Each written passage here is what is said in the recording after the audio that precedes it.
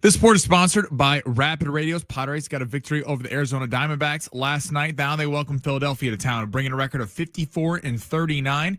Ryan Berger will be going for the Padres, while Ranger Suarez will be going for the Phillies. The Phillies are currently favored by minus 165 on the money line.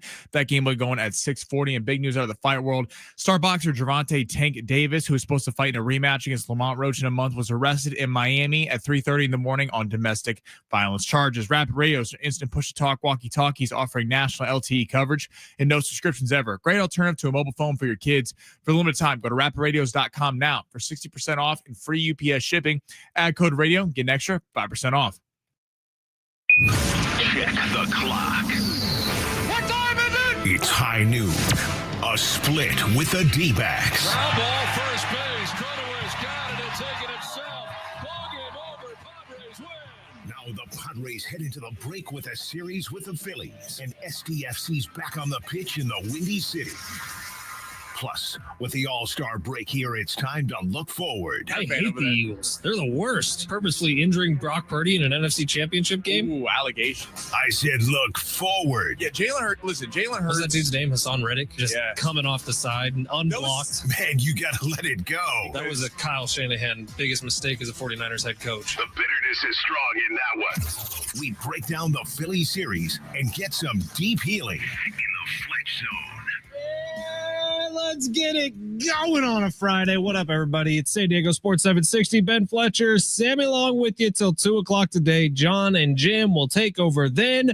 We got a busy one today, Sammy, as we kind of work our way through the final few games before the All-Star break. The Padres got 3 left. Last night, they win 4-3 over the Diamondbacks, like one of the first times all year. It feels like, I know it's not, but Manny Machado and Fernando Tatis Jr. each homer. Xander Bogaerts gets an RBI. So it's crazy. The Padres payroll decided to, contribute, and it worked out for a win. There's some crazy numbers that we'll get into a little bit later on that Kevin Acee detailed about when the Padres' big money guys all perform, they win. It's kind of a crazy concept, isn't that, Sammy? Yeah, it's almost like when you pay someone more money, you hope that they eclipse that. Do you think it was designed that way? Yeah, I don't know. Maybe it'd be nice if the Stars showed up, and when they do, they win. It's crazy. It really is. Yesterday was the 5th time, by the way, this year that Machado, Tatis, and Bogaerts have all driven in at least 1 run in a game. And that is what this team is designed around, and it looks good when it happens, man. Along with what Mike Schultz is now calling the 4 horsemen out of the pen. Come in, shut the game down. It was a good day for the Padres yesterday. But I still, honestly, watching that game last night, all that was going through my head was our interview with Coach Quintera, where if you missed it yesterday, I thought that was fired up coach. That was vintage coach. And he was kind of on the side that the Padres need to be selling this trade deadline. And it does not look like that's what's going to happen, because AJ Preller was on MLB Network Radio saying that they're looking to add a bat. Kevin Acee in his article today saying the Padres are looking for a bat to add to this team. So we'll see. I do think personally that AJ Preller might be looking at this trade deadline a little bit selfishly, like I didn't make something happen here.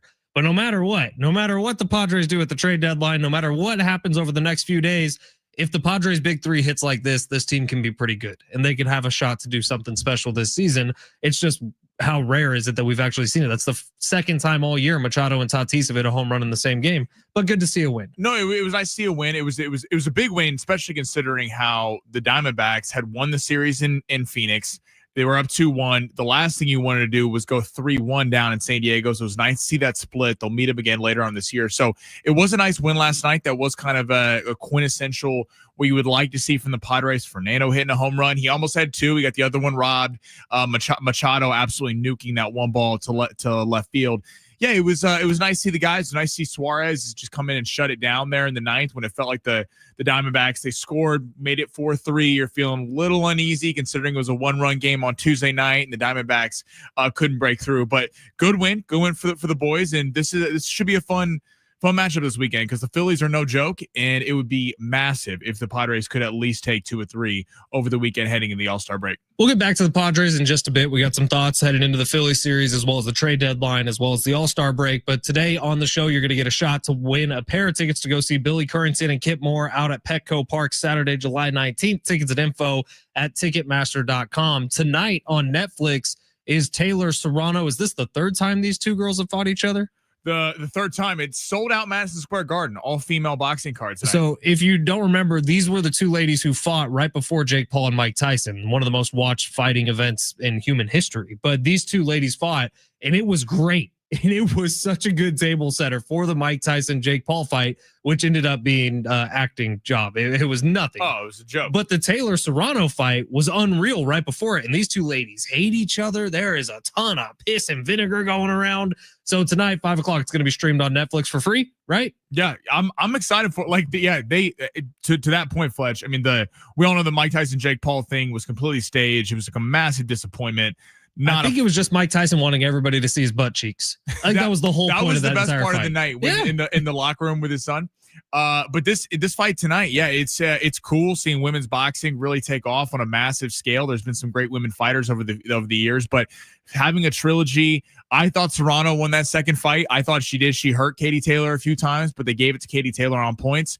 I wouldn't be surprised Serrano comes out with a little bit of vengeance. She's got the power advantage. She's got the speed advantage. Taylor's just a real technical boxer. So should be fun tonight. It's free on Netflix. So if you're bored, go check it out. Of course, the number one story in the world of sports. I know we're going to hit it in the big three because it is taking over the world. Cooper Flag and Bronny James played against each other last night, gang. So, oh my God. I'll be completely honest. I've seen one clip from this game. I could care less about a summer league game between two guys named Bronny James and Cooper Flag. Sammy, I'm guessing you watched the whole thing. I watched a lot of the game. Oh my! Did you bet on it? Tell me you didn't bet on a summer league game. My degenerate gambling did not go to summer league, but during it, I forgot that on long shots I was like, I could have included some summer league, but you know. Thank God you didn't, because I would just. I was going to take the Cooper Flag under, and it would have actually panned out. All right, well, let's get to the big three where Sammy takes us through the top stories of the world of sports. I swear to God, if that's number one, Sammy, we did have a serious conversation. Sammy Long, smash that button. Your lunch break is here. Ready to go back to the office and knock the socks off your friends? Coworkers? It's time for the top stories of the day. The Big Three. I'm nervous. If you want to watch the show today, you can. Two different ways for you to do it on YouTube at San Diego Sports 760. That bad boy stays live from 12 to 6 every single weekday. And on X at Fletch and Sammy. Also, if you missed the coach interview from yesterday, we posted that standalone on X, the full 11 minutes of it. If you want to hear Coach talking about Dylan Cease needing to get his ass out of town, if you want to hear Coach talking about AJ Preller's decision-making at the trade deadline this year, it was prime Coach John Quintero. So if you've been missing it, you can find it on our X at Fletch and Sammy. That used to be Twitter, by the way. Sammy, where are we starting? This just broke, so this is a little bit of surprise to Fletch, but I want to throw this in here. So there's been a lot of rumors, LeBron wanting to get traded, LeBron frustrated with the ownership, with the team. This just came out. The Lakers informed Luka Doncic that they were selling the team to Mark Walter, and they did not tell LeBron James that they were doing it. They gave Luka Doncic a heads up. This could be something to the reason why LeBron, we're hearing trade rumors, hearing not feeling valued. Apparently, there was a report that came out today. He didn't feel like the Luka Doncic, Anthony Davis trade was handled with nuance, quote, nuance, whatever that means. Fletch, do you have any reaction to the Lakers basically icing LeBron out? There's another story out right now, and it might be part of that same one about this is from NBA Central. Made sure there was an R in there. Yes. And they are adding both Ramona Shelburne and Brian Windhorst, saying all signs point to the Lakers wanting to move on from LeBron James by spring of 2026. So that came out a little bit earlier today. But look, maybe this is a splitting of the ways. If I had Luka Doncic on my team, is he 26 years old? Just turned 26. Just turned 26 years old and is already a better basketball player as of right now than LeBron James. I think we can all agree with that. That right now, Luka's better. Yeah. Why would you not start building the next thing? Yeah, well, it's not like there's a Kobe Bryant or Magic allegiance that the Lakers have to LeBron James. He's not that guy. He never has been. So why not start building now around Luka? I think this totally. Luka Doncic is the future. I think LeBron's having trouble grasping it. LeBron James was at whatever team he's been on, whether he was drafted to Cleveland, went to Miami, back to Cleveland, the Lakers. He was the best player in the league, or one of the best players in the league, and he was treated as such and got to deal with all management decisions. And even though LeBron is still a top player in the game, he's 40, going to be 41 years old. And the Lakers clearly didn't make that much of an effort to re-sign him. They didn't offer him a contract extension. They're still signaling this to Luka that it's his team and LeBron doesn't like it. I thought it was very interesting how this with Mark Walter, they came out yesterday. Jeannie Buss is going to stay on as governor of the Lakers for the next 5 seasons. Governor. This is very showing Luka, in my opinion, I think this is all about showing Luka that you're having some consistency because he did build trust with Pelinka. They traded for him and Jeannie Buss. They're not just blowing them all out. And I feel like LeBron's now pissed that he's left in the dust. But listen, LeBron wants out. I honestly don't think that many Laker fans would be that frustrated with it. I'll be curious to see where they go from here. Maybe it was because of how bad Bronny played last night. They're like thinking about, oh, right, I only saw the one clip. He tried to do like a step back three at the buzzer. I was like, I saw him bring the ball on the floor. I'm like, he's 100% shooting this. He's 100% doing a step back. I'm like, what are we doing, Bronny? You're not that guy. You're not Steph. All right, let's go to the NFL. Per CNBC, the NFL's thought about expanding to 18 games. They already expanded to 17 a few years ago. Thinking about going to 18 games. Patrick Mahomes actually said he is not a fan of that and would want 2 bye weeks during the NFL season. But kind of expanding the conversation, Fletch, do you think that them adding games is good for the NFL, or does it kind of hurt the brand that it's a little bit more saturated? So we're talking about the best regular season in all of sports. It's not even close. But not even close. Every game means something. My stance on this forever has been less is better in the NFL when it comes to the regular season, because every regular season game feels like a playoff game. Say we already added one, right? We're up a longer NFL season than it's ever been. Say they add another one.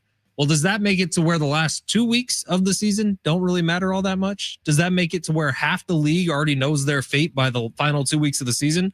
Because I'm kind of out on that. Like, as it stands right now, usually there's 4 or 5 games that really do mean something in the final week of the NFL season and really do have massive playoff implications in the final week of the season. Well, adding another game might make that to where instead of 4 or 5 games, you get 2 or 3 games. And then adding another one and eventually getting all the way to a 20-game season. Pretty soon you're getting close to baseball, man, where it didn't matter if the Padres won or lost last night. The open of the show was going to be the same. Holy crap, Manny Machado, Xander Bogaerts, and Fernando Tatis Jr. all had an RBI in this game. Good for the offense. It did not matter if Suarez came in and blew that save because, truthfully, it doesn't. It's one game.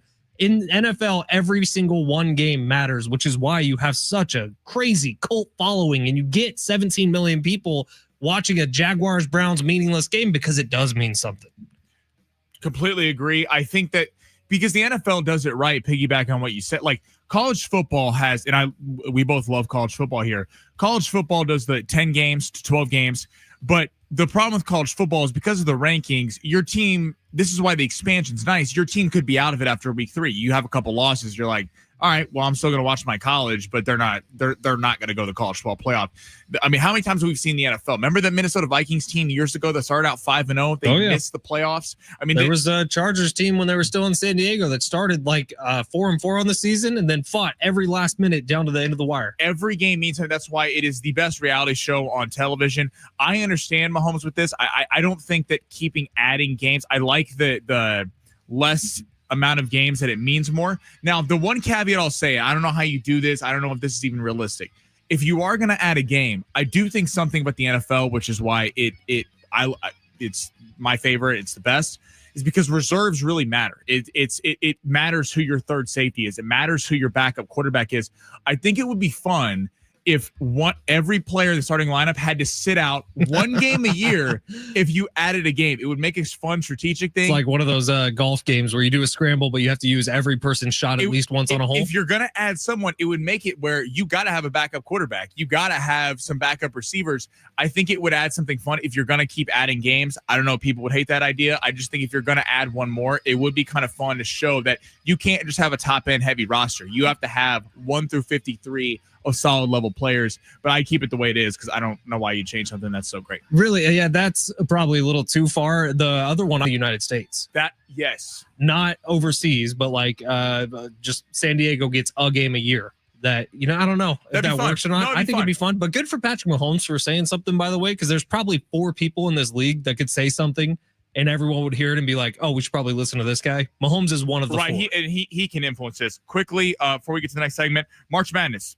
Possible expansion per ESPN to 72 or 76 teams. Fletch, you were talking about the article. Sounds like they would be getting rid of the first 4. Is that correct? Yeah. So gut reaction, I hated it. And then when I looked into it a little bit, what Dan Gavitt's saying, who is the president, I think, of the NCAA basketball, what he's essentially saying is instead of having the first 4 games, which are on like the Tuesday, Wednesday before the actual tournament begins, you just add them into the field and they're part of the field, which I'm fine with. Look, the first 4 games nobody watches anyways. If they were actually part of the field, people would watch. Yeah, and to that end, listen, 76 is too much though. 72 probably the right number. This is both you and I love March Madness. It's not going to solve the issue of, if you had 72 teams, then the first 4 out are going to get in. There's always going to be a first 4 out. There's always going to be a team that feels like they got screwed because of it. Last year was certainly interesting with the whole North Carolina getting in. You feel like that was really based on name brand. Now, to be fair, they did kick the Aztecs' ass. Yeah, but that was a rough night at the office. Unfortunately for all of us, so I guess they kind of threw it back in all our faces. But based on their resume, it didn't look like they deserved to have gotten in. But there was a UCLA team, was that 3 years ago, who started in the first 4, made it all the way to the Final Four? So I'm all for including it. I think they need to get rid of the play-in 16 seed games. That doesn't draw a lot. But here's what I would say: either get rid of the first 4 entirely and just keep it at, is it 64 right now? Yeah, keep it at 64, or go to 72 and just merge those. Right, merge them. And then if you're going to do a few games earlier, make them 11 seed, 12 seeds that you're actually going to pick versus 16 seeds who no one's ever heard of. All right, good stuff. We'll take a quick break here. On the other side, we're going to get more into that Padres game from last night and what that means if those 3 offensive dudes can keep this going in any sense of the word. It'd be nice to see. That's next. San Diego Sports 760 live on the iHeartRadio app.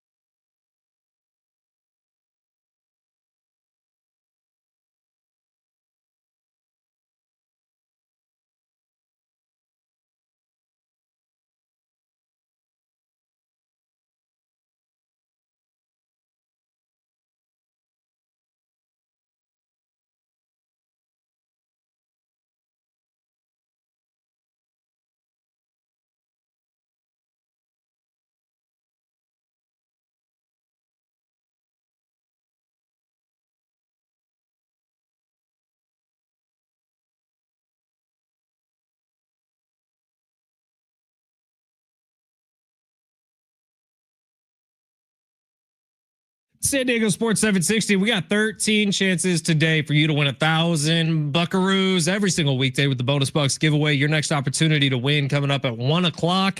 You just listen for the nationwide keyword. You enter that in at sportssd.com. And when you do that, it puts you in the running to win $1,000. How nice would that be? A little $1,000 payday on a Friday. A little grand? A little grand in your hand. Johnny Kemp's saying he just got paid. It's Friday night. So we got this song. Good choice, Sammy. Yeah. See how we played into the 1,000? I didn't even know you were gonna do that read, and we're on the same page. Fletch. I didn't either. I just turned on the mic, and that's what came out. It's kind of how most of my day goes. Today is 7-11, so you got a couple things at play here. You know, today's National French Fry Day. Ooh. It's always the second Friday of July. What's your opinion? What's the best French fry of? Do you get it though? It's the second Friday of July. The Friday. He gets it, ladies and gentlemen. Best fast food French fry. There's one answer. Well, actually, there's two. Dude, okay, so McDonald's are the most addicting. Yeah. But they're not crispy, and I like myself a crispy fry. Well, since when did McDonald's not crispy fries? They're like, they're noodly. They can kind of droop. I like mine to stand stiff. That's more... I do love French fries from In-N-Out. I think I'm the only person on the planet that has that ranked as my number one. No, I was about to say, I love In-N-Out because it's like real. If you do them well done. You got to get them well done, though. But you get the little salt packets. Whew. Oh yeah, I salt them up. I always go animal fries too. Animal fries is legit. Might have to do that today. Neapolitan shake. Oh my god. No, I don't. I just like pure chocolate. I don't need Neapolitan. I don't need strawberry interfere. I don't need fruit interfering with my milkshake. Yeah, that's like fruit on pizza. It's like you go back to your parents' house and they're like, "Oh, we got dessert already homemade, ready to go. It's a peach cobbler." This is a side note, but something that Mom, I do love your peach cobbler. Please don't take offense to that. It's just like for dessert. Fletcher. Can we talk some chocolate cake or something? I don't know. My number one pet peeve, and I think this is very disrespectful. If you are having a party or get together or something, and you order pizza, and one of the pizzas that you get is pineapple. No, that's good. No, that's disrespectful to people coming. That's like.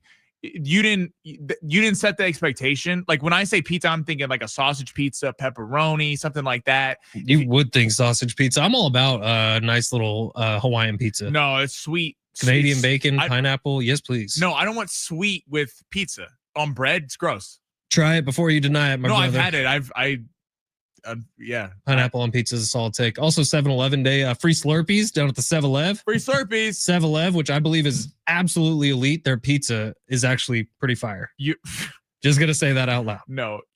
Please the cheeseburger roll up, the cheeseburger dog. Okay. Actually pretty fire. I hope to God you are not going down there and buying that. Here's the thing, Sammy. You have not worked here long enough. It took me till about year 2 working here because we got a 7-Eleven right up the road. Yeah. To where I started sampling some of their wares.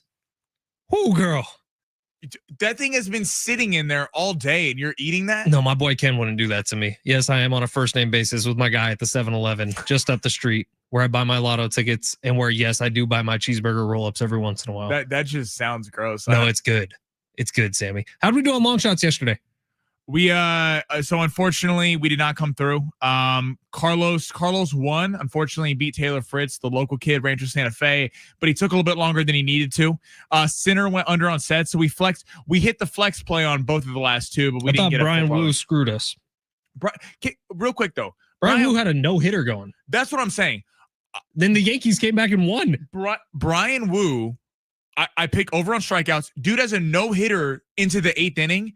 But he kept getting pop-ups. He had 5 strikeouts, and the screwed us. Did the Yankees come back to win that game also? Yeah, because after they took him out, and they let him go too long.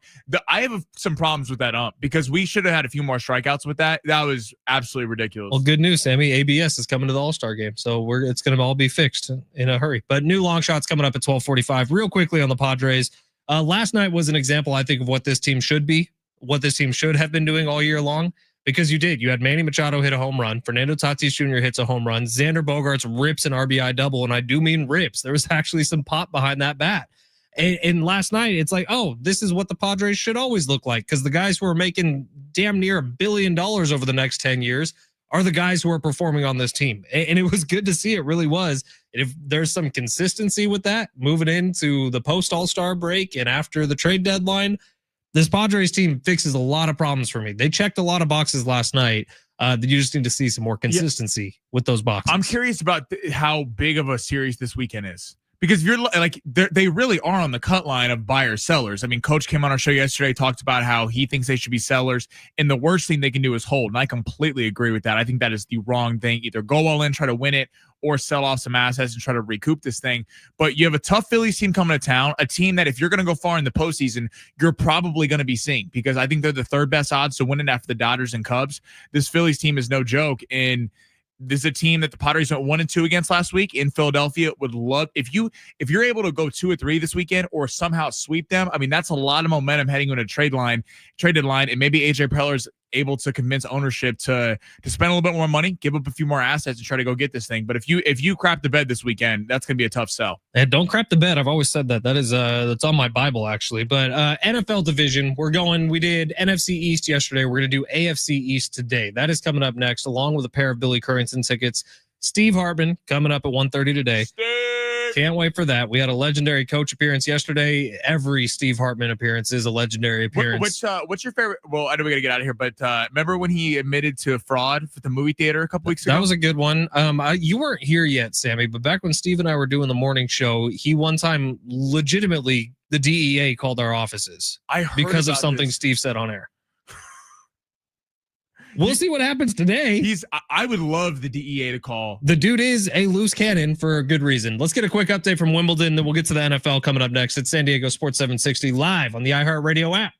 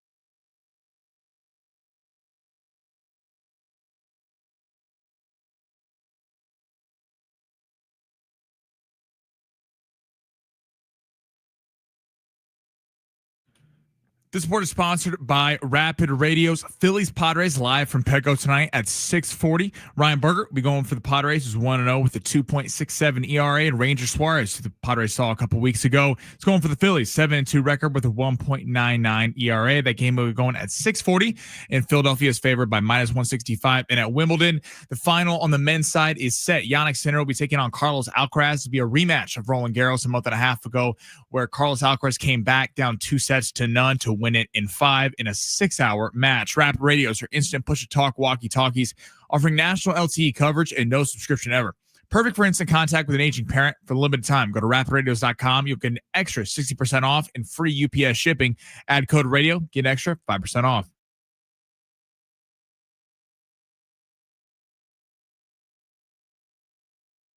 San Diego Sports 760, Ben Fletcher, Sammy Long with you till 2 o'clock today. If you're just joining us for the first time, hi, appreciate you being here. My name is Ben. That's Sammy. I go by Fletch. He goes by Sammy.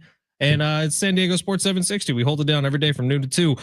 Tyler on YouTube saying happy Friday, everybody. Happy Friday to you, Tyler. Is Tyler our long shots guy? Yeah, Tyler's the man, dude. He always sends me excellent picks. Tyler is the man. Ocean Breeze 1110 saying happy Friday. Happy Friday, Ocean. Viva Padres saying you guys buying tickets to the Survivor Series at Petco Park. Ooh. I do want this to be my first WWE event. I believe it's in August. Sammy, you have any interest in going to something like that? Yeah, why not? It'd be cool. It'd be cool at Petco. They're not cheap. I looked at tickets the other day. Well, I think we should try to drag Jim Russell so he can kind of tell us what's going on. Jim is like it's weird. It is a little obsessive how he is with the WWE. Now, we talked to Rachel Green a couple months ago. Yeah. I believe she's going to be performing or wrestling. It's not really performing. What is it? Well, it kind of is performing. It's wrestling at the Survivor Series. So maybe we can send her a text and see. Yeah, maybe we get some passes. How great would it be if we got some VIP passes and Jim's sitting in the bleachers way up top? Jim and Brent are way up high. Oh yeah, Brent loves him some WWE. Oh, he's all into it. Him and Jim were arguing about something the other day. I was like, what's going on? They're like, John leaves and that show becomes a mess. Real quick, dude. I tell you what. John's looking at what's the metric for college basketball again? KenPom. Okay, KenPom. John's always looking at KenPom, and then Brent and Jim are arguing about WWE. So it's just like it's this clash. Speaking of college basketball, thank you for bringing that up, Sammy. Any excuse to talk about it.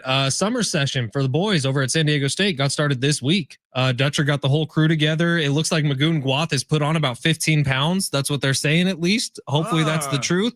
But yeah, all the boys outside of Magoon are practicing on the court this week. Magoon's still dealing with that knee surgery that he had, but apparently he's been in the weight room and has broadened his chesticles.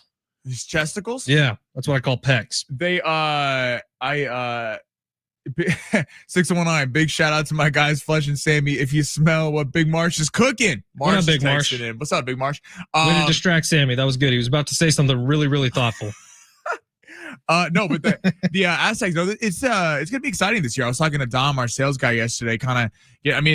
Magoon's back. It's cool seeing the Aztecs, how it felt kind of doom and gloom after the North Carolina game. Obviously, that did not go the way that we all wanted it to in San Diego. Magoon Guath potentially leaving, Miles Burr potentially leaving. Both those guys back. Taj DeGorville year 2. Latrell Davis is here. They got that kid Newman, the point guard, coming over. So this is this Aztec team I think could do some serious damage this year. I'm looking forward to it. I really am. And then August 28th, San Diego State football gets going. I actually just had my first meeting about the Aztecs football season today. I will be back doing pregame, halftime, postgame for Aztecs football.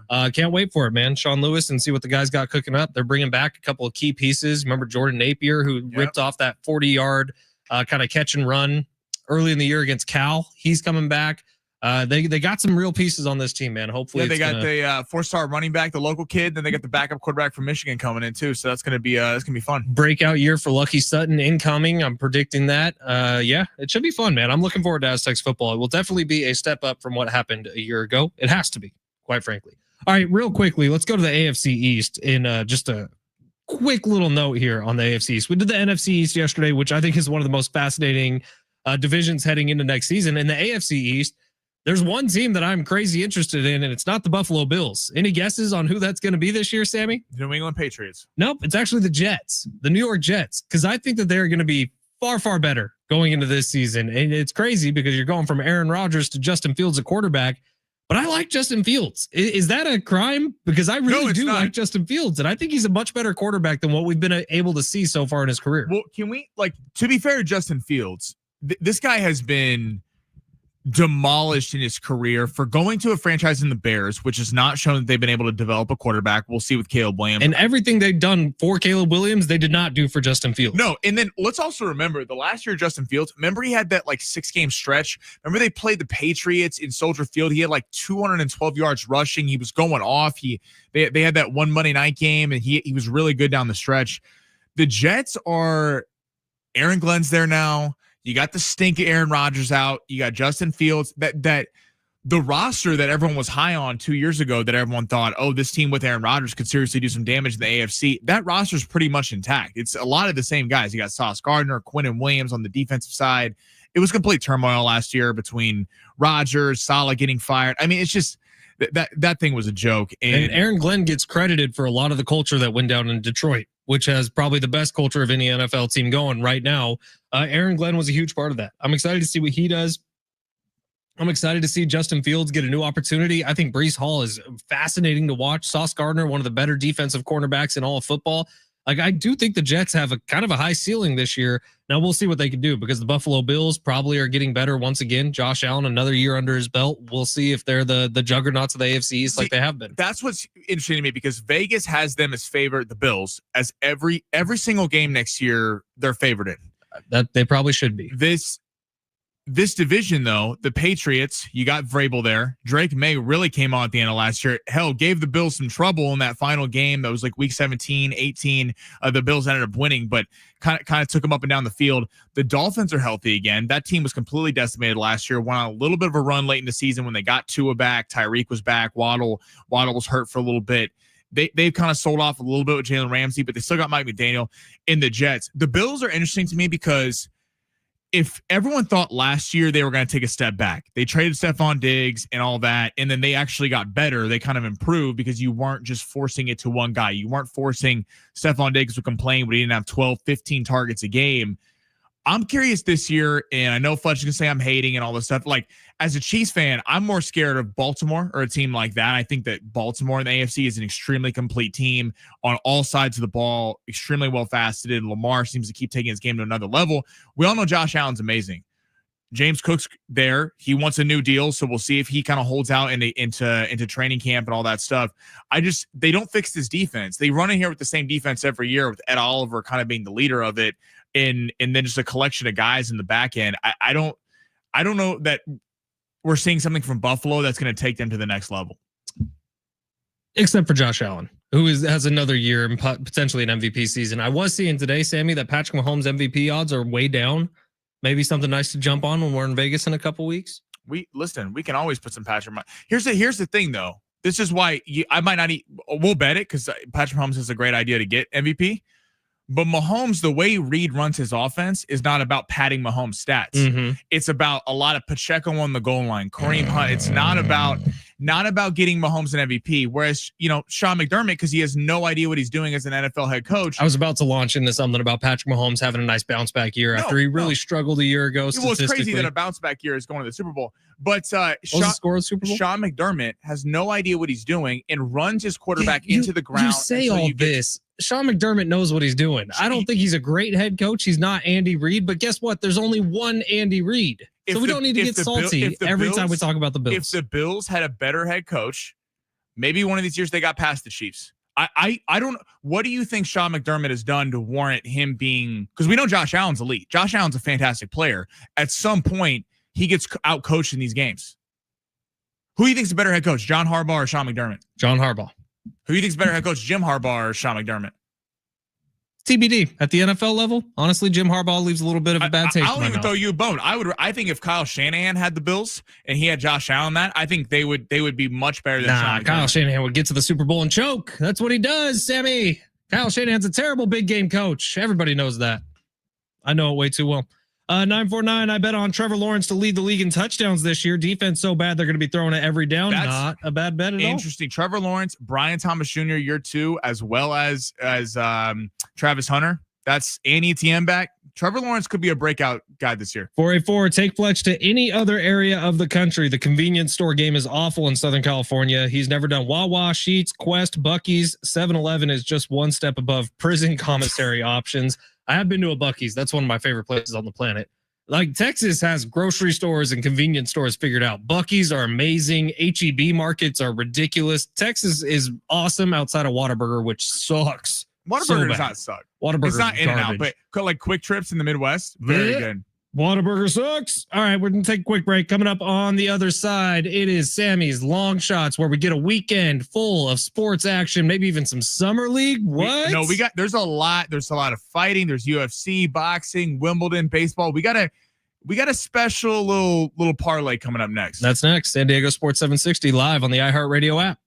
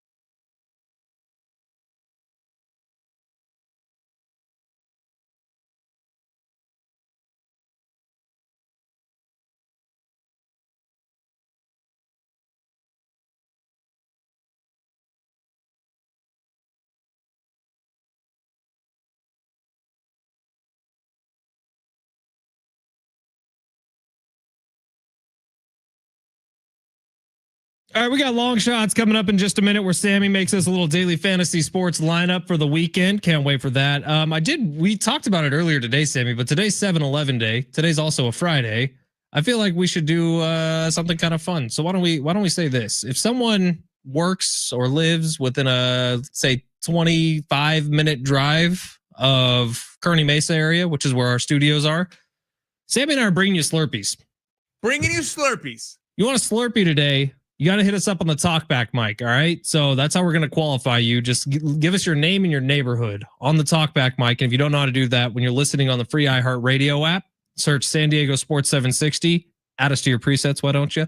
But then you can find that little red microphone icon. If you hit that and say, hey, my name is Joe and I live in Scripps Ranch and I want Slurpees. Sammy and I will bring you Slurpees right after the show today. We'll go to 7-Eleven. I have some money. And we'll buy a bunch of Slurpees and bring them to wherever you work or hell, wherever you live. I love it. You want some Slurpees? Let's do some Slurp. What's your go-to Slurpee? I like to do half Coke, then throw like maybe a quarter worth of cherry, and then top it off with Coke. So there's a little cherry surprise in the middle. Our boss said to not talk about adding. Again, we're not talking about adding vodka to it.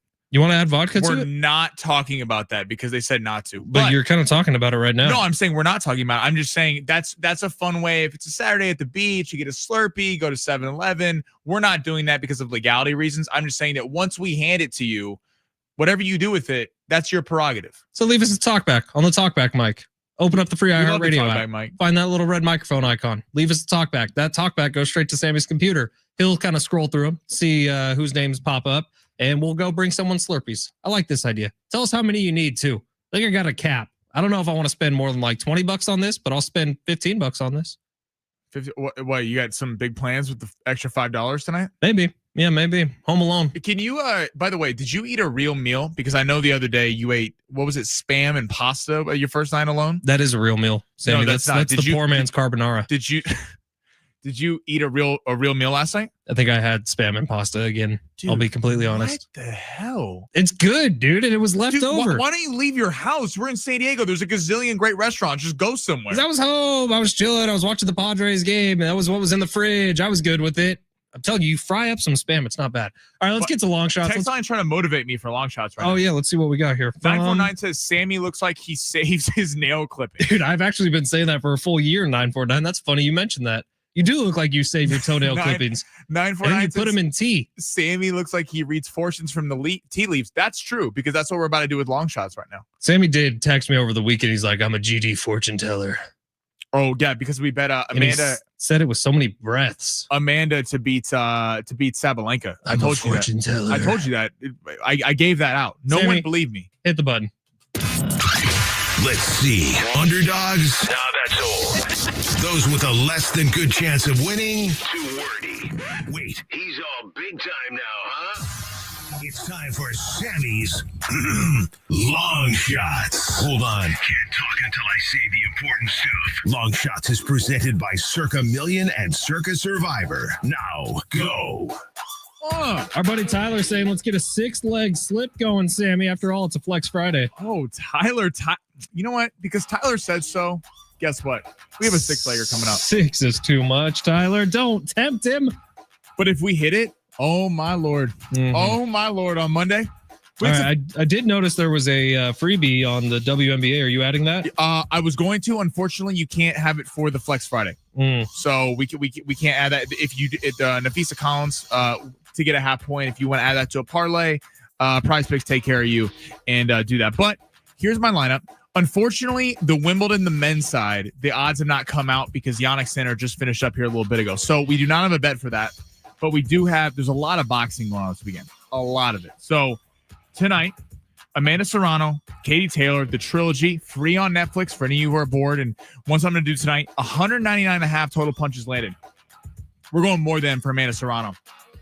I think she's coming back with a vengeance. She seems extremely locked in the pre-fight pressers. Katie Taylor, I mentioned this earlier. I think Serrano should have won that second fight. She has more power. She has more speed. She hurt Katie Taylor at least 2 different times in that fight. And Katie Taylor's also on the older side. She's 39, about to be 40 years old. I think she could run out of gas late in this fight. More than 199.5 total punches landed for Amanda Serrano. I think she gets that done. Have you seen all the like trailers and stuff for this fight? Netflix puts on a good show. They're doing a great job, but I will say, and I promise you, I don't mean this in a mean way. I mean this in a like wow way. Katie Taylor has the neck of Brock Lesnar. It's so wide. I don't think she can get knocked out if you tried. Oh, no. Because what they say a lot of times when you get knocked out, it's actually the snapping motion. It's like your brain rattling around in your skull. I don't think she could snap. Her neck is so big. Wow. Well, listen, if that's the reason that you want to bet the over for Amanda Serrano, 199.5 total punches, then do it. Okay. Okay. That's the first. Just trying to add some context here. I like it. No, I'm kind of the color analyst. I appreciate it. Hopefully we still have a job on Monday, but no, I appreciate it. I'm telling you, it's a feat of nature is what it is. Okay. On to the second one, more fight stuff. Okay. Big fight card out in New York Saturday night. William Zepeda, Shakur Stevenson, Edgar Berlanga, Hamza Shiraz. Start with the first one. Shakur Stevenson, William Zepeda. Now, Shakur Stevenson is the Floyd Mayweather of boxing. He is fantastic. I think Floyd Mayweather was the Floyd Mayweather of boxing. He's in terms of this, he is a fantastic defensive fighter. This is what he does. He does not get hit. Now, a lot of fans have been frustrated because they watch his fights, and if you're not a boxing purist, you get bored because he doesn't really go after people. He wins decisions. He doesn't knock guys out. William Zepeda on the other side. Old school Mexican fighter, has a lot of power in his punches, had 2 extremely tough fights with Tevin Farmer. We're going to go less than 174.5 total punches landed for William Zepeda. William Zepeda, if he's going to win this fight, he's got long odds to do so. He's like plus 800 to do so. He's going to knock Shakur out. He's going to catch him flush, and he's going to knock him out. I don't see that happening. Shakur doesn't get hit, and he just simply can't hit him. Even if this goes 12 rounds, I don't see Zepeda being able to put multiple combinations together to tag Shakur. So less than 174.5 total punches landed. The fight of the night, the main event, Edgar Berlanga, Hamza Shiraz, 35.99 fight time. We're going less than. I'm just predicting a knockout. Both these guys have massive power. Edgar Berlanga started his first 16 fights with 16 first-round KOs. He fought a year or two ago. Actually fought pretty well, even though Canelo did work him over. Hamza Shiraz is a fighter from overseas. He does have a lot of power. Here's where I think the knockout's going to come. Berlanga's either going to get it early in this fight because it's going to be all jacked up. It's in New York. He's got tons of power. He has been known to fade late in fights because his conditioning is not up to snuff. If that happens, Shiraz going to take him out in about 7, 8, 9, 10, somewhere in there. So I do not believe this fight goes the distance. 35.99 fight time, less than. Over to the UFC. Towson Teixeira against Derek Lewis. Derek Lewis was once the big-time heavyweight American prospect. My balls is hot, Joe. If you have been on TikTok, you know what Fletch is talking about. You can look up Derek Lewis post-fight interview. It is fantastic. Now, these guys, after like a crazy knockout too, these guys don't move. They're super fat. This is a heavyweight fight in the UFC. It is not going to last long. The over-under for fight time is set at 4.5 total minutes. We're going to go over here in this. I know you're taking the risk because any one of these shots they can land and go out. But Derek Lewis is a tough fighter, and I think people want to bet knockouts. They want to root for first-round KOs. The Prize Picks is baiting us a little bit. They want us to take the under on this. I do think this goes around, and it gets finished early there in the second. And then Tyler wanted a 6-legger. I only have a 4-leg right now. I'm good with that. You want to keep it? We're out of time anyways.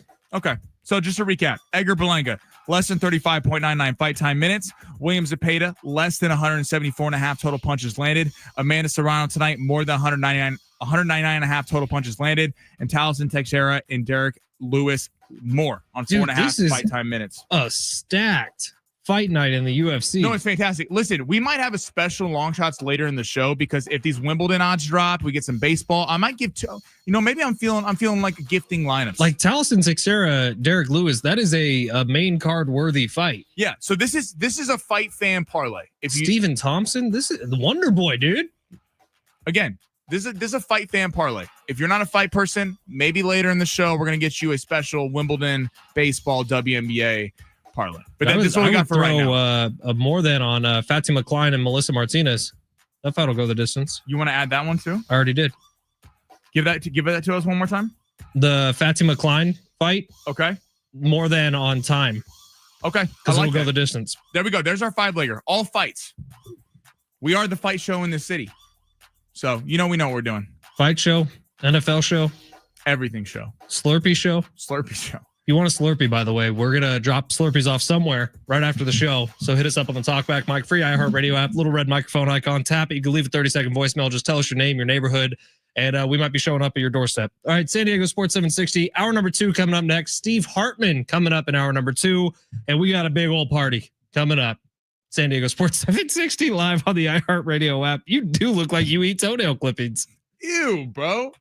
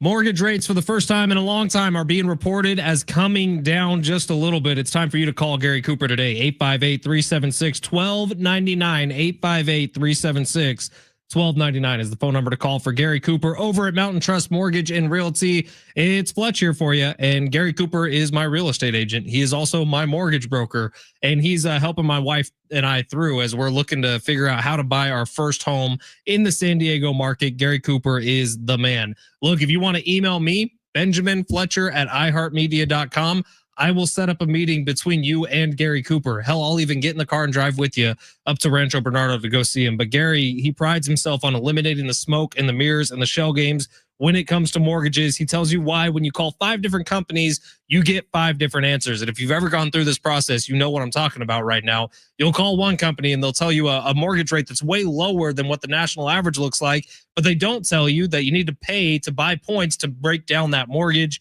Call Gary Cooper today if you want straight answers. If you want someone who's going to save you the most money, call Gary Cooper, 858-376-1299. That's 858-376-1299. Why would you trust someone from out of market with the biggest purchase of your life, which is your home? Gary Cooper is the man for you. MountainTrustMortgage.com for more info online, or give him a call today, 858-376-1299. Tell him the Fletch sent you.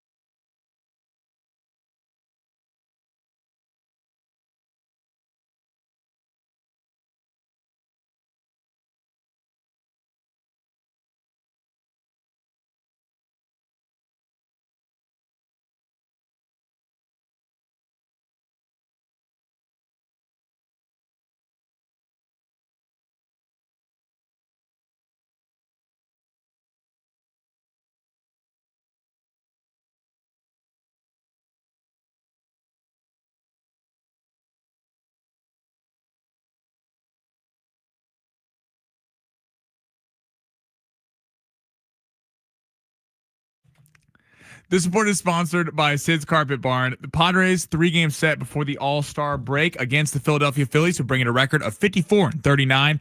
Padres are sitting at 50-43. Ryan Burgert will be going for the Pods, who's 1-0 with a 2.67 ERA.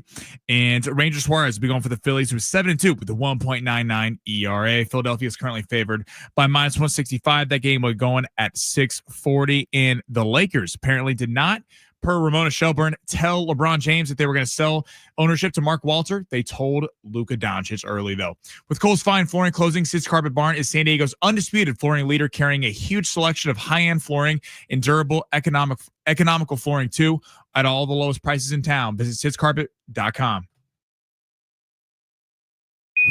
Check the clock. What time is it? It's high noon. A split with the D-backs. Ground ball, first base. Cronenworth's got it and taking himself.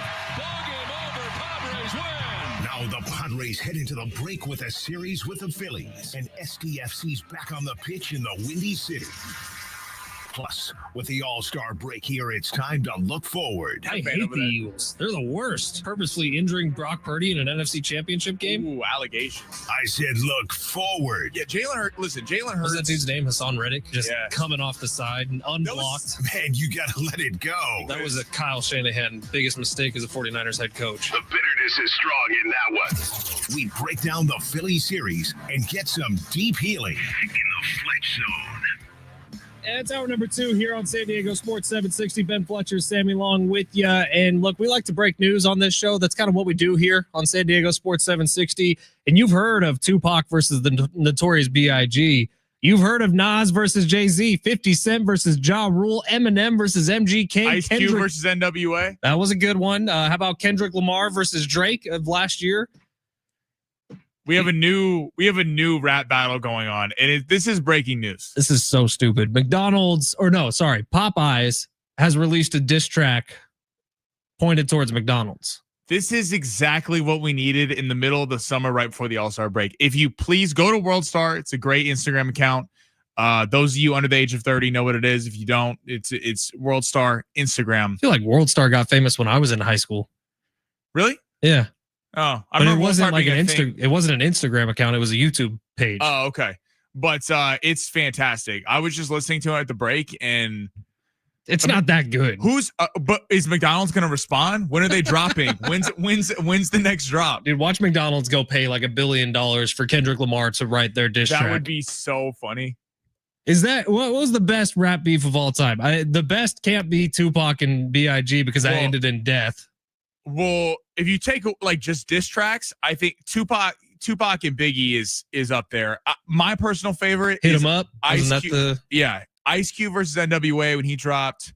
I don't know if we say the name of the song on air. Probably not. But that is one of the great, because Ice Cube, he did it in one take against all the former members of NWA. Were we missing? I mean, wasn't Eminem and MGK a thing? Yeah, but MGK got cooked. It was kind of like Ja Rule and 50 Cent was fantastic. Jay-Z had beef with Nas, right? Maybe. I'm seeing Jay-Z and Nas in the late 90s. Easy versus Death Row, Snoop and Dr. Dre. Whoa, Nas's song Ether is about Jay-Z? Yeah, and then he responded with what was the song off the Blueprint? Takeover. Yeah, no, that's why it was fun with Drake and Kendrick last year, because we hadn't seen a real rap beef. Like, we had seen guys kind of take shots, but not a real rap beef in about 15 to 20 years, since the early 2000s. Nelly and Chingy. Wait, Nick Cannon versus Eminem? Nick Cannon's not a rapper. Cannon took repeated shots, but Eminem barely responded. Yeah, like he doesn't need to respond. Did that have something to do with like Britney Spears? Were they both dating her or something? Yeah, who did Eminem have a problem with when he came out the VMAs? Britney Spears. Well, Christina Aguilera too. Oh yeah, maybe it was Christina. But who was Aguilera. that one guy? That other rap? I forget his name. I don't know. It's really not that important. We got much more important things to get to. The Padres won a game last night, Sammy. Manny Machado and Fernando Tatis Jr. both hit a home run in a game for the second time this year. In their record in those games, by the way, all time is 15-5 when both those dudes hit a home run in one game. Maybe they should do that more often. 17-5, even better than I thought. So yeah, it's kind of nice when the Padres, their high-paid players do their job, and they got the win yesterday. It was a good game, man. That was the most entertaining of the 4 games in the Diamondback series. The Padres have the fundamentals, the foundation of a team that could go far. You have an all-star closer that shuts people down. Mike Schilt was talking about the 4 horsemen between Adam. I hate to give Jim Russell credit, but he came up with the 4 horsemen long before Mike Schilt said it. Well, maybe Mike Schilt was listening. Maybe Mike Schilt subscribes to the wrap-up show. Could you imagine Mike Schilt gets home every night and he's like, gotta do what John and Jim said. You know what my favorite thing about the wrap-up show, because Jim's been doing it by himself ever since John's in New York, and John always tries to kind of keep it on the rails. And when they lost on Monday, I believe it was Monday, Jim opens the show, is like, this team sucks. I watched about 5 minutes of one of the episodes this week, and the only thing I noticed was that Jim cusses a lot more when John's not there. That's what yeah. This team's an effing disaster. Awful. I can't even watch them. Disgusting. And then they win, and he's like, pretty good. Yeah. Can you imagine Mike Schilt? Do you think it's like a motivational thing? He listens to Jim Russell just destroy him every day? I like to think that Mike Schilt does. Because if I ever watch the wrap-up show, it's in the shower before I come to work in the morning, and I'll catch like 5 or 6 minutes of it. The thing, though, I picture Mike Schilt doing the same thing. I got to give Russell and Schaefer credit, though, because like Mike Schilt's post-game pressers are bad. Oh, they're nauseating. They're awful because at some point, the whole tip the cap thing, and stupid. I know people, give us your thoughts on this. 70470, start your message with team. It's ridiculous. You tip your cap when, Robert Suarez goes up against Aaron Judge, and it's a game in the bottom of the 12th, and Aaron Judge turns one on him. That's when you tip your cap and you go, he's a great player. You do that. Not every night you lose, you tip your cap to the other team. You're supposed to have the answers to why the team is losing. I don't want to hear you go and tip your cap how they got the best of them. That's for the media to do. 858. What's the Major League Baseball team record for 1-run games in a single season? I feel like the Padres got to be closing in on it. Are second in the MLB in 1-run wins. 484 has a bet for you, Sammy. He says Phillies win the series versus the Padres weekend. We'll bet you that the loser has to chug a beer of their choice using cooked or boiled hot dog as the straw to chug the beer. Hot dog flavored beer water. Sammy, you taking that bet? Every time I get proposed a bet on this show, I don't get anything if we win. No, you get to watch 484 do the same thing if you do win. Wait, and I get the Padres and he gets the Phillies? Correct. No. You're not taking that bet? No. Wow. Soft. I hope the Padres win the series, but if you had a gun to my head, yeah, I'm not. The odds are favoring him. 703. It was about Eminem having relations with Mariah Carey before Nick Cannon and her got married. Oh.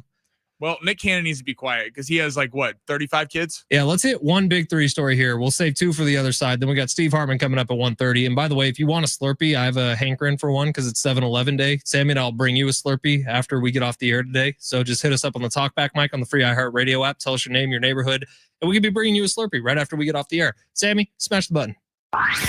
Your lunch break is here. Ready to go back to the office and knock the socks off your friends? Coworkers? It's time for the top stories of the day.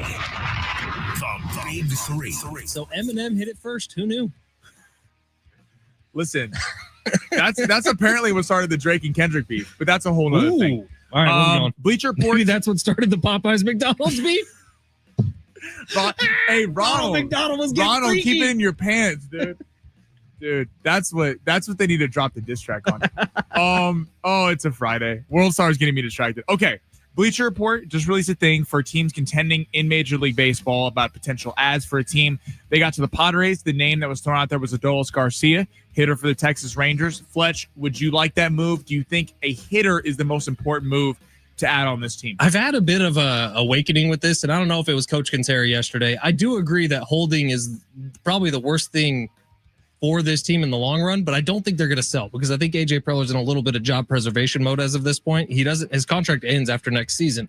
So what I'm thinking the Padres do is maybe they do add a piece like Garcia, whatever. They probably do add a bat. That's what Preller's been saying, but it ultimately doesn't matter. The only thing that matters is what happened last night. If that can continue to happen where the guys you're paying to hit actually hit, then this team will be fine. But that's really what this entire season hinges on. It doesn't really matter who you bring in at the trade deadline.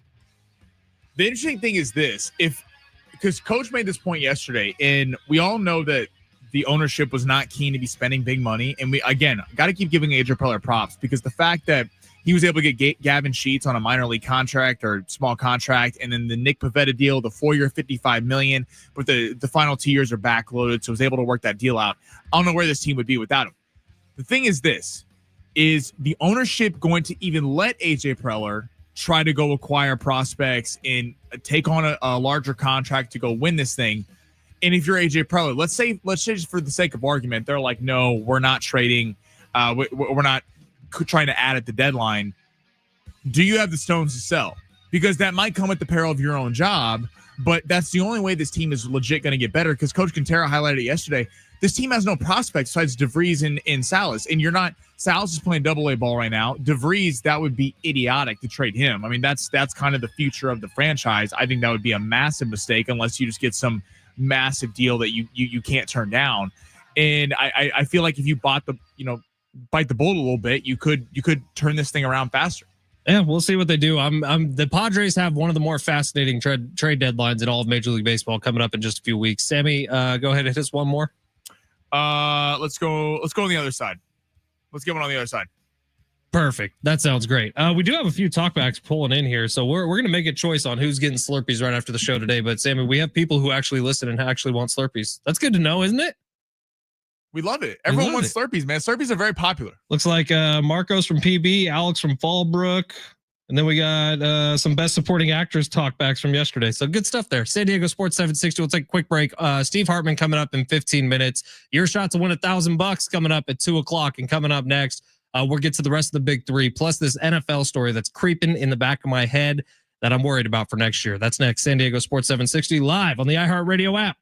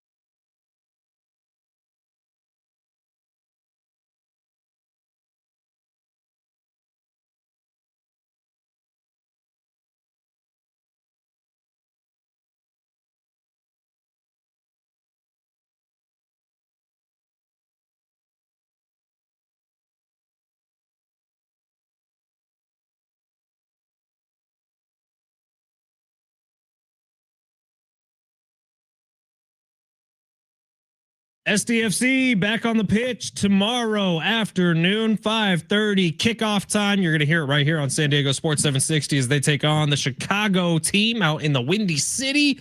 Should be some good stuff. San Diego FC first place in the Western Conference of the MLS. Number one on all the power rankings lately. Anders Dreyer is indeed on fire. SDFC having themselves a hell of an inaugural season. They're playing in Soldier Field tomorrow. That's awesome, dude. That's so cool. Yeah. That's like a Rich Ornberger talks about his time playing in Wembley Stadium out in London because he was part of one of the first few international games played in the NFL. And I was like trying to tell him, I was like, you know how many people would kill to walk foot on like step foot on Wembley Stadium? Oh, yeah. And I still don't think he gets it, but he does love that moment of his career. But yeah, and then SDFC, they're back home. What, next Wednesday? They're taking on Toronto here in San Diego. I think we should go to that game, Sammy. Hey, give us some tickets, baby. And then there's some fights in San Diego next Thursday, I believe. It's like the future of the UFC, whatever. They're doing a fight at the Observatory in North Park, which I've heard is a really cool venue, but I've never been there. Really? Yeah. I was thinking we should probably go check that out too. Maybe we need to go do the show from there. We got some busy days coming up over the next couple of weeks, but it is San Diego Sports 760. I did want to read some of these texts that we got in. Steve Hartman coming up in 10 minutes, by the way. Text line is absolutely popping off right now. 619, Jim's reaction to any struggling player on the Padres. Quote, do better, bro. 484, Phillies projected starting rotation is pretty scary over the next 3 games. I got 32 people going on Saturday. Pregame at Ailes Tails Tap Room at 2:00. Damn, that's 484's got the connection. 32 people going. 32 people. Did you buy all those tickets? 484. Yeah, 484. Listen, I hope if you bought them, I hope the family's not stiffing you. You know, get them. I know what it's like when I buy things for my boys, and then all of a sudden it's like, oh, I forgot my Venmo. 484 should come with us to Vegas in a couple weeks. 484, come with, man. 484 sounds like he's rolling in something. All right, San Diego Sports 760. Sammy, you got anything else on the big 3? I think we had the big one. Yeah, so this freak accident happened yesterday. I don't know when, and this is sad, by the way, so I'm not making light of this, but I don't know when NFL players are going to get through their head, like, let's not mess with fireworks because Jason Pierre-Paul. Did this happen? Yeah, I thought this happened on the 4th of July, and we learned about it yesterday. The July 4th, Najee Harris had a fireworks accident, signed with the Chargers, and is out for a little while. They don't know what's going on yet. They said he should be okay by the beginning of the regular season. In a more general thing, Najee entering that conversation, the Chargers do enough offensively in this offseason, because that was the big kind of bugaboo with them, was they kind of had everything else. The offensive line, they had the defense, they had the quarterback, but they did not have any receivers besides Ladd McConkey. Did they do enough in terms of receiving to be contender next year? Probably not. They should have added Devontae Adams. I don't know what the hell they were doing, letting him go to the same locker room as them, but not getting him on their team. The receiving core is still a question mark. The Najee Harris blowing his eye up with fireworks, though, is interesting. You know Jason Pierre-Paul? Do you remember that? He blew his hand off. I guess someone in the Najee Harris incident did blow their hand off, and he got some shrapnel to the eye or something. But Najee Harris is supposed to be okay by the start of the season. I think he was a great ad for the Chargers, who haven't had a 1,000-yard running back in like 5 or 6 years or something since Melvin Gordon did it. So Najee Harris, who every single year of his career so far has reached the 1,000-yard mark, he's just healthy. That's his biggest asset. Was a great move for them. But what are the Chargers doing at wide receiver this year? Are they running it back with Ladd McConkey as their 1? Because he's not a 1. He's a really good 2. That's my thing with the Chargers. To your point about Devontae Adams, that would have been the logical ad. I mean, you had Devontae Adams and Ladd McConkey there. They got the kid Trey Harris out of Ole Miss, who is apparently in the second round the best receiver against man coverage in the entire draft class, actually. So you'll see if he pops. You bring Mike Williams back. Now, Mike Williams was the Chief killer. He was absolutely destroyed Kansas City whenever they played the Chiefs. But you wonder how much Mike Williams still has left in the tank after going to the Jets and with Pittsburgh for a cup of coffee, not really doing a whole lot there.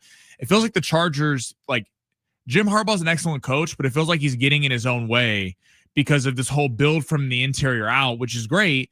But you're expecting that Ladd McConkey has no drop off, and that you're expecting that Trey Harris, another second-round pick, is going to have the same kind of elite level production of Ladd McConkey. You better hope your scouting department's right on that one, because it feels like you could have done more there to help out your quarterback, who threw 4 interceptions in a Houston Texans playoff game last season. You know, the Chargers haven't had an all-pro first-team wide receiver since 1982. Really? Wes Chandler. Keenan Allen was all-pro, but not first-team in 2020. But Wes Chandler was the last first-team All-Pro wide receiver in 1982. 619. That's not nice. I can't put a finger on why NFL players have problems with fireworks. Well, some NFL fingers don't, or some NFL players don't have fingers anymore thanks to fireworks. The Jason Pierre-Paul one's crazy. You got one more? Lakers thing's blowing up right now. Ramona Shelburne reporting apparently they did not tell LeBron about the fact that they were going to sell it to the organization, to Mark Walter, who owned the Dodgers. They told Luka Doncic, though. This is kind of going viral. All signs pointing to LeBron wanting out. Where do you think LeBron should go? Number one, do you think the Lakers should dump him, even though that probably means they're not really doing much this year in terms of the Western Conference? Where are you at with this, Fletch? LeBron started playing golf last week. Is there any chance he just retires? No. Without a farewell tour? LeBron's too egocentric. LeBron wants a farewell tour. I bet you it feels like all signs to me are pointing to a return to Cleveland, retires as a Cav. That's kind of what it feels like to me, where he grew up, obviously Akron, Ohio. And so if he goes back to Cleveland, does his farewell tour as a Cleveland Cavalier, makes the postseason, retires at the end of next year. Bronny follows suit, by the way. He goes with him. It's a two-person trade. I have a feeling he might end up back in Cleveland. The Cleveland makes sense. It's the Eastern Conference. They're the favorite out of the East because the Boston's kind of sold everyone off. Tatum's hurt. Nick's got a new head coach. So it feels like the Cavs really have an opportunity with the current roster to do something there. I think it's interesting how LeBron is not the focus of the team anymore. And all of a sudden now we're hearing these stories. Rich Paul, he's frustrated. He wants out, this and that. And the Lakers, I'm proud of the Lakers for doing this because it's been too many years of where it's been players control the team. I know Luka Doncic is controlling the team now, but I'm happy that they're actually building for the future and not just treading water between this compete now, but also build for the future. I would not hate seeing LeBron get dealt. Coming up next, Steve Hartman joins the show. I didn't ask about date night last week. People were very upset with me. I don't want to know about date night, but I have a feeling we're going to hear about it. San Diego Sports 760 live on the iHeartRadio app.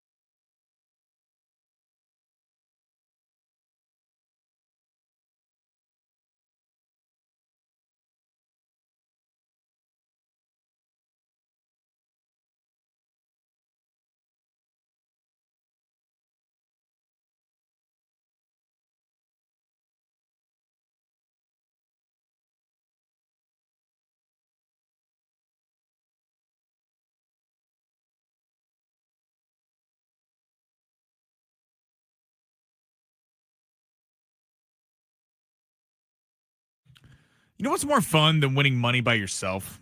It's winning money with your boys, with your friends, with your family. As known in the show here, we believe in squad ride W's, Fletch and I. We don't want to just win. We want everyone to win. This is why you got to check out Circa Survivor. It's $1,000 to enter, so grab 9 of your friends or family. Go in $100 each, or if you and your buddy are confident, split the $1,000 yourself.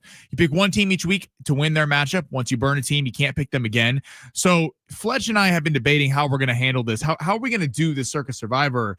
And I'm glad they put this rule in because we can't pick the Niners every week. And that probably would be a very short-lived Circa Survivor. So that means that each week we're picking a different team. You can win up to $15 million. All you got to do is go 20-0 or outlast everybody else in the competition. But everyone knows what happens when you try to plan a vacation with the friend group. Someone wants a high-priced dinner. Someone wants a helicopter ride. But let's just agree we meet at the sports book.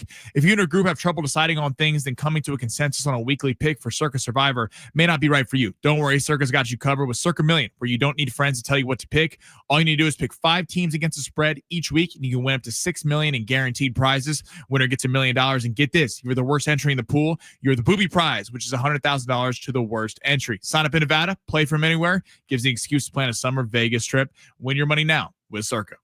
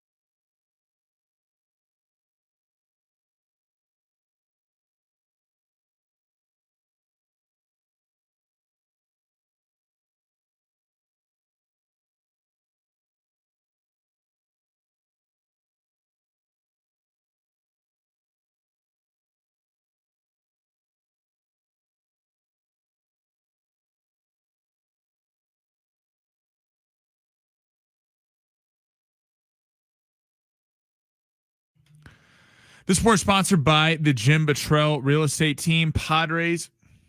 This sport is sponsored by the Jim Buttrell Real Estate Team, Padres, Phillies, 3-game set live from Petco tonight, starting at 6:40. Phillies are favored by -165 on the money line. Ranger Suarez will be going for Philadelphia, while Ryan Berger will be going for the San Diego Padres. Is the first of 3 games for the All-Star game next week. And boxing star Gervonta Davis was arrested on a battery charge this morning, 3 a.m. in Miami. That puts his fight against Lamont Roach in serious doubt. Would you like to know what your home would sell for today? Get a simple text message with your home's value by texting your address to 855-600-6000. You'll get no phone call, just a text. Jim Buttrell has the buyer. Simply text your address to 855-600-6000.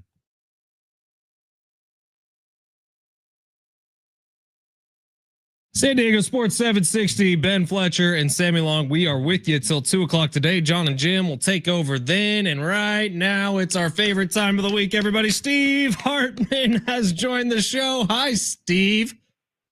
Fletch, welcome back. I mean, what have you been gone? 2 months? I mean, how long have you been gone? Week and a half, but yeah, we're back. We're rested. We're ready to go. I spent some time up in Tahoe, spent some time out in wine country in San Luis Obispo. Nice. Oh, yeah, it was nice. Very, very nice. That's the best. Steve, That is the best up there, yeah. it was good stuff, man. Today, I don't know if you are aware of this, is National French Fry Day. National Friday. It's also a Friday. But I was wondering if you had any thoughts on the best fast food French fries. Well, I mean, again, if you want straight fries, McDonald's fries are still the best. They're just the best. And the reason that McDonald's maintains its status as far as fries is concerned is because that's where they spend their money on the potatoes. So everyone else spending less money on the actual potato has come up with gimmicky ways to do their French fries, whether it's a crinkle fry or waffle fry or seasoned fries or whatever it is. McDonald's doesn't have to do that because they pay the extra money to get the highest end potato. And that's why they just stay straight laced with their fries. So if you just break it down and just say straight fry, McDonald's are still the best fries. They are. They taste the best. Then they are the best. So, I mean, if you're into gimmick fries, then that opens up a whole different thing. It's the same thing with a hamburger. I mean, you could throw tons of things on a burger, but if you're just talking about a straight fry, McDonald's are the best fries. Fletch has a massive problem with Whataburger. Do you have the same amount of problem with Whataburger, or what's your favorite fast food burger? Is it In-N-Out? You know, it's interesting. Where I am staying in Phoenix, they literally just opened a new Whataburger. And I don't know about you, Fletch, but yeah, Whataburger, and again, they could be a sponsor. I don't want to say, They're but not. There's nothing special to me about Whataburger. It sucks. I mean, it's garbage. At all. I mean, in fact, they had a grand opening. I decided I got to check it out. I think years ago I might have had, but I went in. I just give me a cheeseburger, and there was nothing that stood out about the burger. Nothing. I went to Whataburger and I went in and this was wrong of me, but I said, look, I'm an In-N-Out guy. I always have been, but I'm coming in with a complete open mind. Give me what you would give someone you are trying to convert over to your side. And it was trash. It was garbage. It was terrible. I didn't like it at all. In-N-Out's the way to go. Steve. No, I mean, no, nowhere near, obviously, In-N-Out.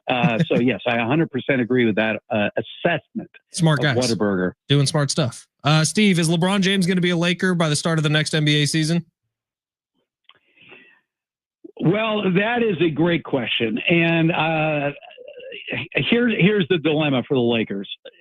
You know, they're not going to publicly state they're trying to trade him, but they're trying to trade him. And, you know, I've come up with deals that work, money for money. I mean, for instance, let's take the New York Knicks. So you could make a trade, a 3-for-1 trade. Right now, you would get Josh Hart, who's under contract for another year beyond this year. You could get Bridges, and you could get Robinson, both on expiring contracts. And if you had their 3 contracts, it would offset the $52 million for LeBron. Now, you could convince the Knicks saying, look, this is like a 1-year window for you guys because Tatum's out, Halliburton's out. It's really you and Cleveland to win the East next year. And if you add LeBron and you still have your big 3, you might be able to pull this thing off. You know, for Knicks fans who haven't won a championship since Nixon was president, they might go for that. And for you, it would, you know, you get 3 players instead of 1. And you would have, you know, Hart under contract for an extra year or so. And any team would love to have that guy. But I don't know if the Knicks want it. I mean, anyone who's going to take an expiring $52 million deal, unless you're on a 1-year plan. It would be the same thing trying to trade him to Cleveland. Cleveland could probably offer a better deal than the Knicks and still have their nucleus of their big 3 and add LeBron to the mix. But it could be for a 1-year situation. LeBron, if he goes somewhere, is going to try to convince teams to give him an extended contract unless he literally has made up his mind that he's going to retire at the end of this year. But the Lakers are in no man's land right now. They have absolutely no money. which is why they took that dog, DeAndre Ayton, and he is a dog with fleas. I'm telling you right now, that guy, he has been on record many times and simply stating that the reason he plays basketball is purely for money. That's all he's ever said, ever. Max out deals. And here's the worst part of it is for the Lakers is if he actually has a good year, he'll opt out of his contract to sign somewhere else. And if he doesn't play well, you're saddled with him for 2 years. And right now they are scrambling to try to appease Luka Doncic, and there is no budging on Luka's side at this point to sign any extension with the Lakers. So they're in no man's land right now. I mean, there's nothing they could do unless they're unloading LeBron, and I don't know if they're going to be able to do it. Okay, so you don't like that they're clearing a max salary level spot next year to pair with Luka? Well, I understand what they're trying to do, but do you literally want to get nothing for LeBron James? Look, LeBron James playing for you this year, unless you're under some delusion that this is a championship roster right now. It's the exact same roster. And I cannot overstate how underwhelming DeAndre Ayton is. Well, good, man. Come on. He's averaged double-double all 7 years of the NBA. His best season was his second year. He's not gotten any better. He goes through the motions, and that's it. He has no presence in the middle at all. He obviously was not their first choice, and so they just took whatever was left on the scrap heap. But why keep him on the team this year if you're not going to do anything, and then literally have him walk away next year and get nothing for you? Well, I'm with you. Absolutely no sense. I'm with you on that. That the Lakers are not a title favorite. I agree with that. I think they're 4 or 5 seed in the West. But do you think that makes more sense to trade LeBron to try to just prep for the future? It would be trading LeBron. Like I said, if you made the deal with the Knicks, you would get 2 expiring contracts. And you would get a guy that you would want on your roster, and that's a guy like Josh Hart. So, if that trade were out there, I mean, I don't know that the Knicks or the Cavs or Dallas or any of these other teams they've been talking about that might be willing to, sniff around about a LeBron deal would actually pull it off. Steve, Padres they get an expiring contract, but I don't know. It's an impossible situation, but LeBron is, this is think about it, guys. This is the first time in LeBron's life that he has not been the guy on the team. First time. Steve, the Padres have been frustrating because they just go back and forth. They win a game and they look great. They lose a game, they look awful. The Dodgers are like the worst team in baseball right now, which is kind of fun for everyone to watch, but swept by the Astros, swept by the Brewers. Are the Dodgers flailing? Oh, yeah, you think? Yeah, they're not playing the Rockies or the White Sox. They're not playing the 2 worst teams of the majors. They're playing better teams. Look, they have a losing record this year against teams with a winning record. A losing record against teams with a winning record. And, the frustration for the Dodger fans right now is, well, their offense is sputtered. I mean, completely gone off the rails. Freddie Freeman not only can't hit anymore, he has 0 power in his swing. Mookie Betts is done. And I told this to people before the season began. If people had been paying attention, I know everyone was mesmerized by Freddie Freeman's phenomenal World Series, but his regular season numbers were down considerably, as were Mookie Betts. And I'm like, okay, these are 30-something guys.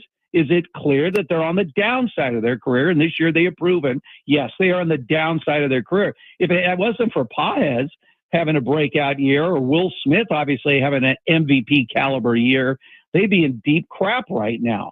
But on top of all that, obviously, it's just been the pitching. I mean, a whole year without Snell, whole year without Glass now. I mean, Roki Sasaki was the favorite to be Rookie of the Year, out for the year.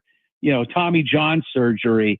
Yamamoto's been getting lit up more times than he's pitched well. Anytime he's pitching against a good team, this guy's getting lit up. He didn't even get out of the first inning his last start. And then you have the Shohei situation. In his last start, he goes 2 innings. He strikes out the side in the second. They yank him, and they bring in a relief pitcher. Boom, 4 runs on the board. Steve, so they're a mess right now. I mean, they are a real mess. And now they go up to San Francisco to play the Giants, If the Giants could pull a sweep, I mean, all of a sudden we're talking a 2-game lead in the West. Steve, sorry, so to that end, where do you think the Padres rank in terms of contenders to the Dodgers if the Dodgers are still the odds-on favorite in the NL? Well, the Padres have had the same problems. I mean, wildly inconsistent. I mean, they got off to a great start and then they just went into a nosedive. And again, when you're not getting consistent play out of your star players, that's a problem. So, Tatis has been up and down. Manny's had a really good year, but the Bogarts situation is what it is. And you need to have consistency from your star players. And the Dodgers haven't had it, and neither have the Padres. So they're in idle. But look, everything is based on getting to October. We know that. It's a clean slate. You just got to find a way into the postseason. Padres are certainly in the mix. Giants in the mix. Dodgers are obviously there. It really doesn't matter what they're looking right now. I guess we could count down to the trade deadline, which is coming up in a couple of weeks. But, guys, we hype up the trade deadline. Sometimes we get some action. Other years, it's like, what were we waiting for? And it never materializes. So, but no, I mean, the Padres are there, but they are just like the Dodgers. They got to get more consistent pitching. They got to get their star hitters to hit on a consistent basis, and then they can hang in there. Speaking of action, any updates in the life of Steve Hartman in 30 seconds? Well, date night is phenomenal. There we go. I mean, in your absence, Fletch. Yeah, I thought about you. Not really. Oh, Steve, don't talk about that in the same sentence as date night. Come on. Well, I mean, what's near and dear to me. You see, that's the thing, Sammy. I mean, Fletch is near and dear to me. Date night, you. I mean, there aren't a lot of things I feel close to in my life. Like I said, I've sort of cut out the riffraff. And so, I just sort of cling to the things that really matter to me. Well, I love you too, Steve. You guys in the same breath as date night in a very different way. Let me make that clear. Thank you. We love you too. In the same light. All right. I'll see you soon, Steve. We need to see you in person. Come on down. You could stay in my condo. I am trying to arrange this, guys. I'm trying desperately at some point to get down there. It could be later in the year, but it's going to happen. Like I said, I still have a key to the building. Cool. And I know your bosses don't know that, but I do. And I can literally just walk in. Can't wait. We'll see you soon, Steve. There you go, Steve Hartman. My God, it's chaos on a Friday every Friday. I love that, man. I do. And I do feel honored to be mentioned in the same breath as date night in some weird, creepy, twisted way. We'll close this thing out coming up next.